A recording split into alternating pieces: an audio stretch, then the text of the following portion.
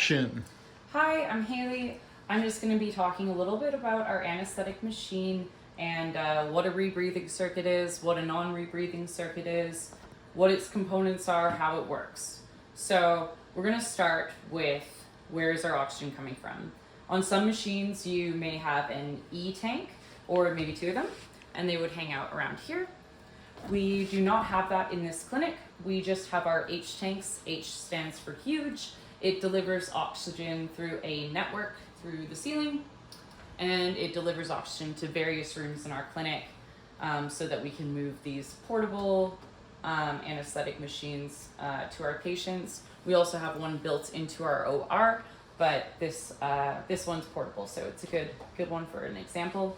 So we're going to start with, where does our oxygen come from?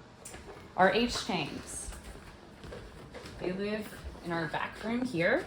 We have two. This one is empty. As you can see, we have tabs hanging on the neck of them. This signifies what status the tanks are in. We just changed this today. So we have this one now in use. And as you can see, this tab is in use. If it was to be full, there would be another tab here. And when this one is empty, we will rip this off and obviously replace it. So lefty loosey, righty tighty. We are at 2000 psi. The tank is full. We are ready to go. So coming back into our room. Oh wait, one more thing over here is the yoke. We have a yoke hanging off here. It's a delicate piece of equipment. You want to make sure that it is installed correctly.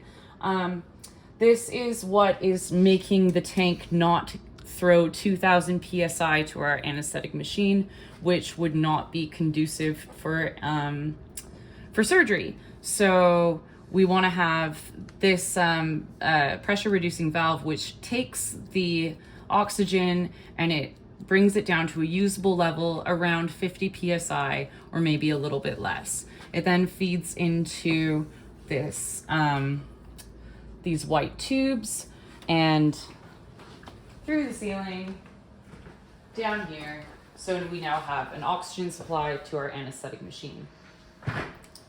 So I'm just going to talk a little bit about our rebreathing versus non-rebreathing system. This machine has it integrated into it. So for our non-rebreathing side, on the left-hand side here, this would be for animals over 7 kilograms, whilst the non-rebreathing would be for animals under 7 kilograms, say like a Chihuahua or a cat.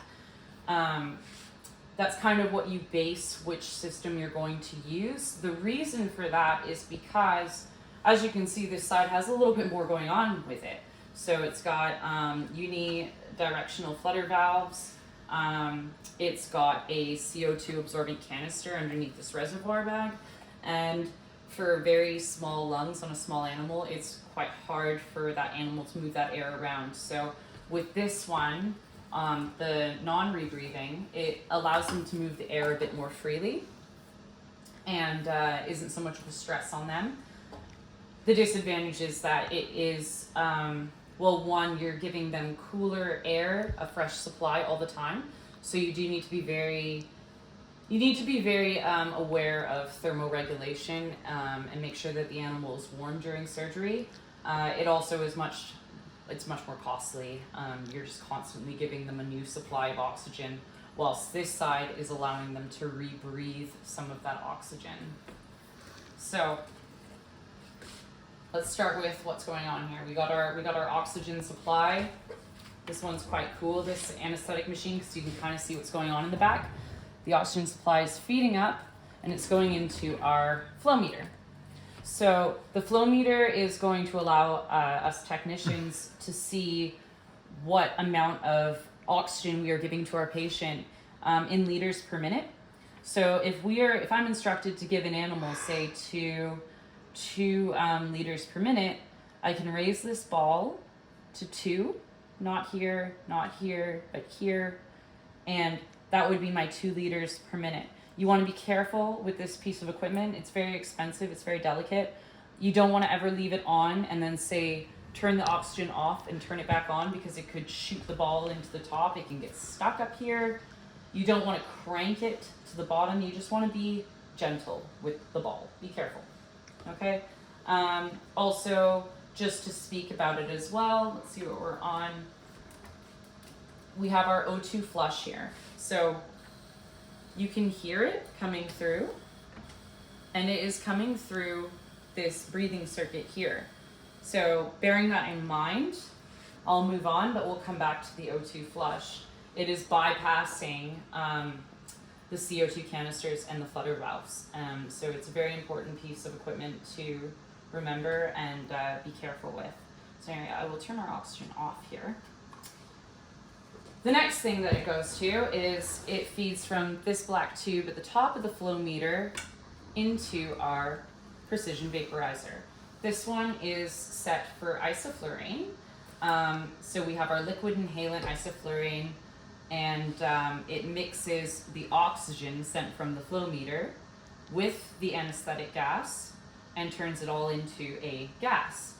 This one is set, it has 5 percentages, so 1 through 5, 5 obviously being the strongest. And after it's mixed the gas, we then go through our vaporizer outlet. This is our inlet, this is our outlet. After it goes through the outlet, we're now starting to go to our breathing circuit through these black hoses. So going through here, I will warn you now, we do have a high pressure alarm. So while I run tests to check the integrity of the hose per se, it's going to set an alarm off because it is set at 16 on our manometer. So, and we have to go to 20. So it's going to then send the oxygen and inhalant gas over to our non-rebreathing side. I'm going to talk about our non-rebreathing side first. It's going to send it into this little system here where we have our unidirectional valves. So as the patient breathes in, this flutter valve will go up. It will flutter.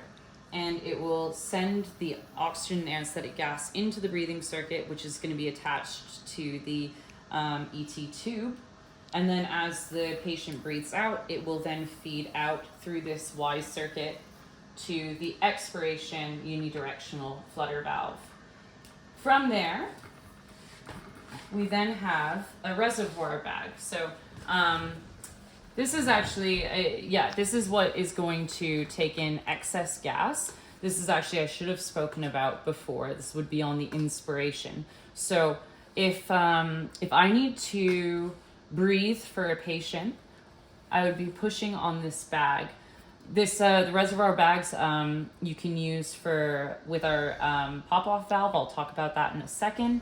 To measure how big of a bag, they come in so many different sizes, you'd need to measure your tidal volume.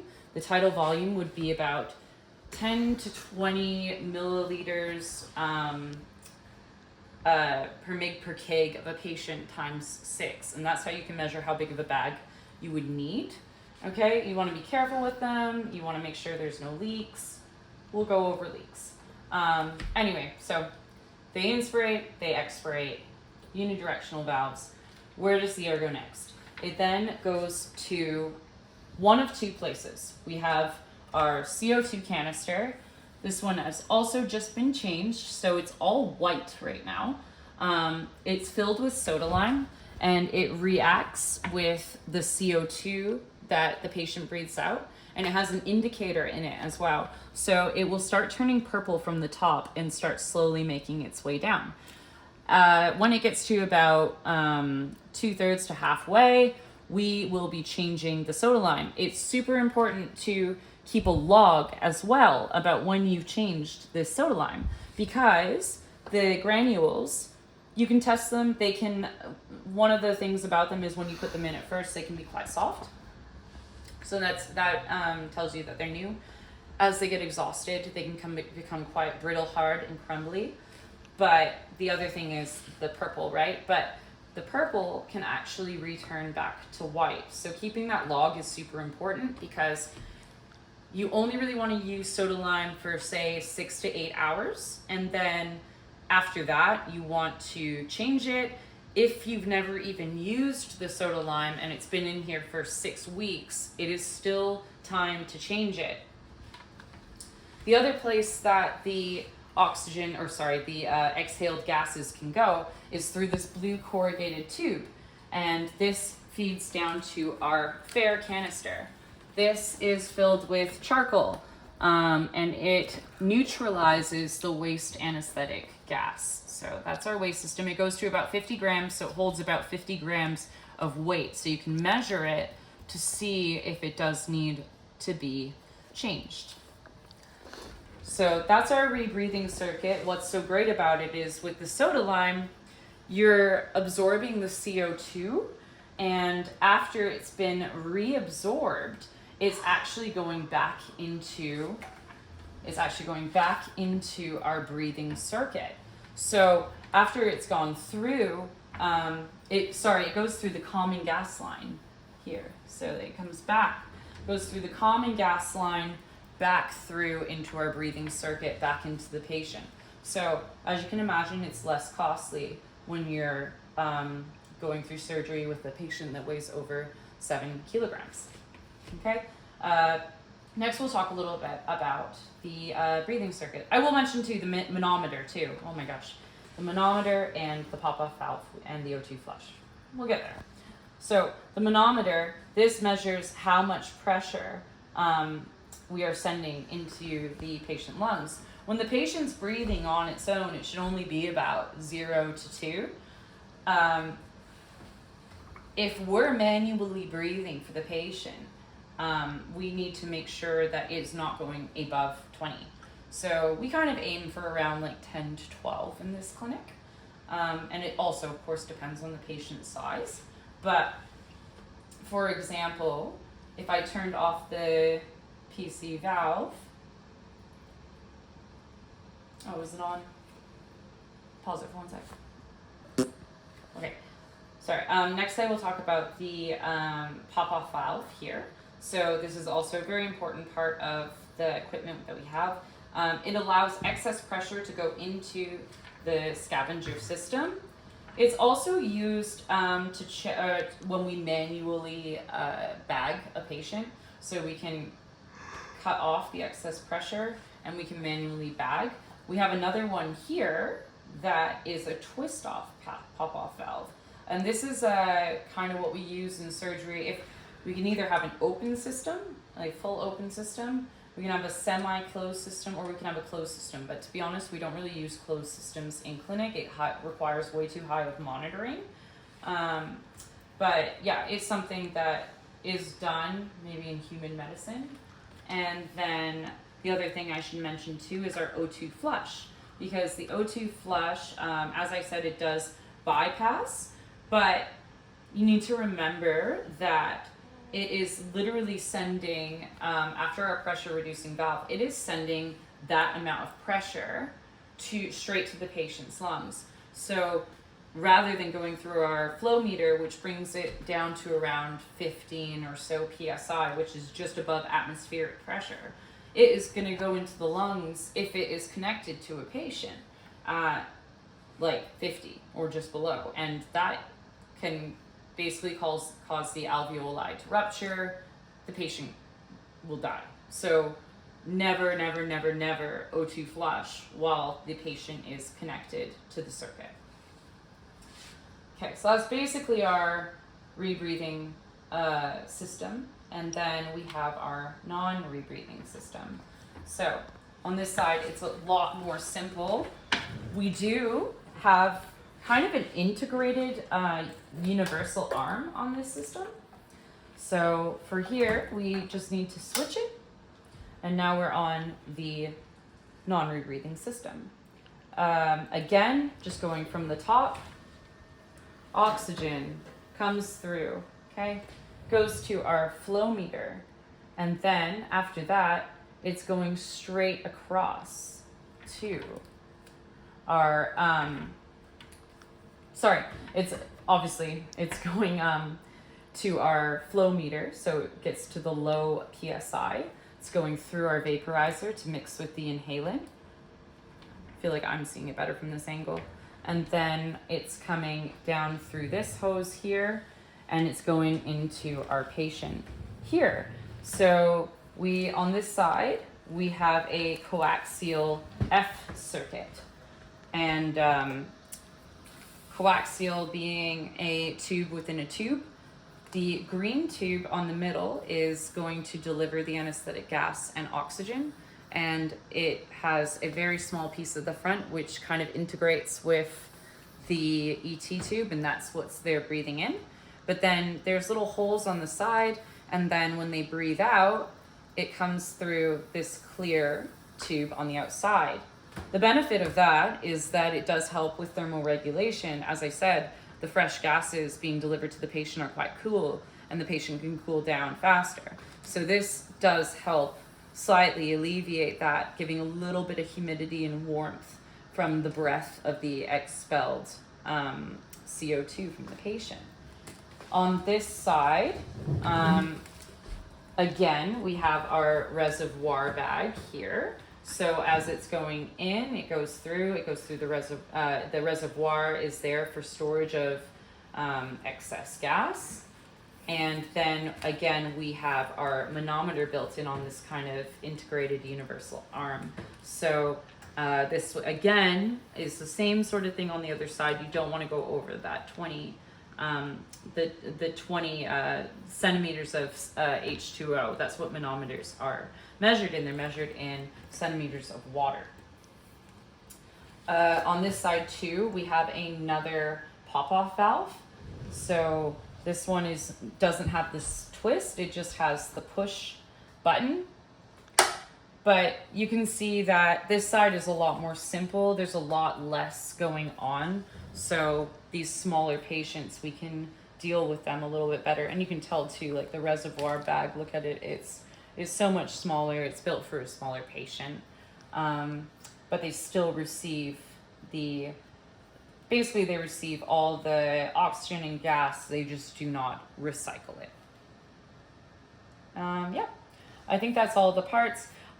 There's one thing I would like to mention too. We do have a negative pressure system. I have to actually call the people who made this particular system to see where it was, but it's actually built in, right? It's built in here, and it's built in underneath here where our scavenger system goes out. And of course, with the non-rebreathing system, after they exhale, it's not going to a soda lime canister. It's going straight to this corrugated tube into our FAIR canister. But there is a negative pressure valve there, so that if the pressure was to go below 0 in the circuit, then it would allow some atmospheric pressure to come in. So it's just a really important safety feature. Yeah, I think that's just about it for the anesthetic machine. On the next video, I'll show you a couple tests. Okay, so we're just going to do a couple tests as well, just to check that there are no leaks in the system. You should be checking the system often for no leaks. The first thing you want to do is actually inspect the system. Some really common places where you're going to find leaks are the reservoir bag. A lot of people tend to put the reservoir bag on like this. There is quite a hardened rubber here, and it's meant for a reason. It's meant to be put on very snugly and ensure that there is no leaks there.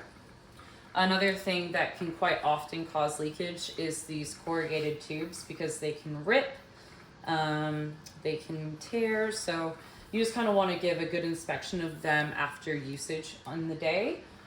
You also just want to go over your entire anesthetic machine. You want to make sure there's nothing going on with the scavenging system. You want to make sure that all of the ports are tight, and all the valves are tight. If there is an issue with, say, like the vaporizer or the oxygen, you're going to have to call a technician. It's not something that we can really fix in the clinic. But the corrugated tubes and the reservoir bags are something that you should be checking quite regularly. So just to check and see that, you know, the oxygen is flowing into the corrugated tube and into the breathing circuit to the animal, the first thing you want to do is turn your pop-off valve, make sure it's off. And then you're going to put your thumb over the end of the breathing circuit where the ET tube would go. And you can either turn on your oxygen to like, 3, 4, 5. This is a 2-liter bag, so I'm going to just flush it. And this is kind of why you have an O2 flush. It's for reasons like this. As I mentioned, you're going to see the manometer go up. As it gets to past 16, it is going to be loud. We're at 20. I'm going to hold it here for 10 seconds.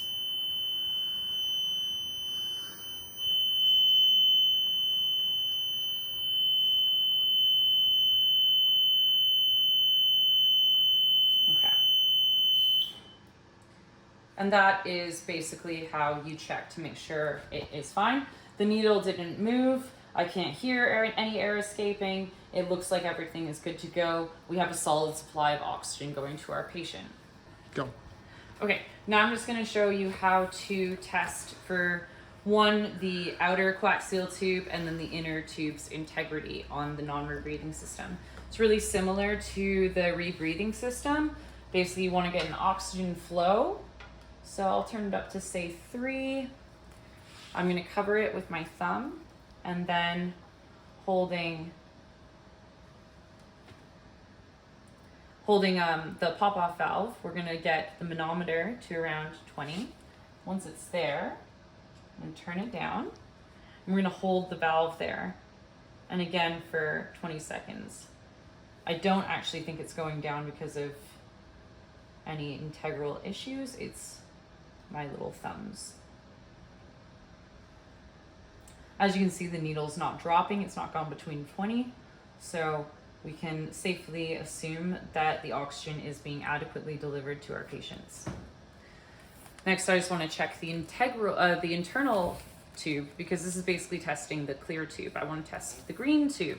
Is it being delivered adequately to our patients with its anesthetic gases and O2? So taking a 3 ml syringe, just pop it. You want to pop it into the small hole in our little circuit.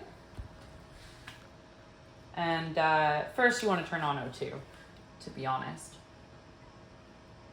Okay. And I'll actually just drop it down. Say we're doing 1. There we go.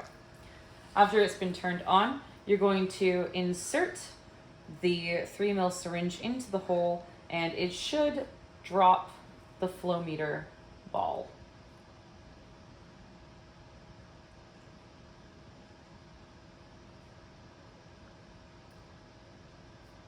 And as you can see, the ball is steadily declining here.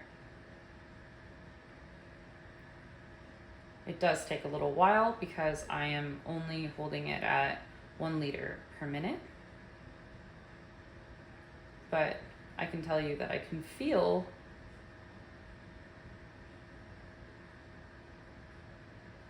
the oxygen accumulating in the tube. In fact, if I just flush it,